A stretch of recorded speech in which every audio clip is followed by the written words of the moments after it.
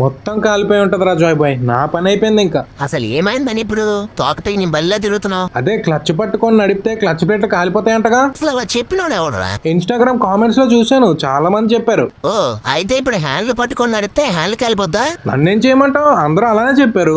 చెప్తారు నువ్వు జాంపండు గారు కాబట్టి నీకు చెప్తారు. సరే సర్లే, అయితే హాఫ్ క్లచ్ వాడొచ్చు అంటావు. రే నీకున్నదే రూపాయి బుర్ర, అది కూడా ₹1 బుర్ర అయ్యేలా ఉంది. చెప్తా విను. ఫస్ట్ హాఫ్ క్లచ్చా లేదా ఫుల్లా అనేది మ్యాటర్ కాదు, అవసరం ఉన్న చోటు వాడాలి అంతే.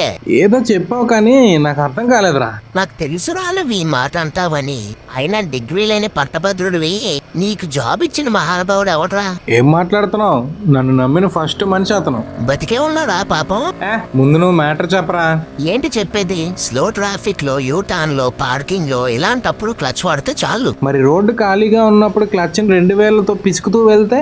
ఏం లేదు, క్లచ్ తందూరి అని షాప్ పెట్టుకోవచ్చు నువ్వు. వద్దులే, అసలే ఈ మంత్ శాలరీ కూడా ఇంకా పడలేదు. అవును మరి, ₹1 కదా. వచ్చే బొచ్చుల శాలరీకి వెయిట్ చేయడం ఒకటో తక్కువ. ఎంత వెయిట్ చేసినా అది పడిన 10 నిమిషాలకి అయిపోద్దులే.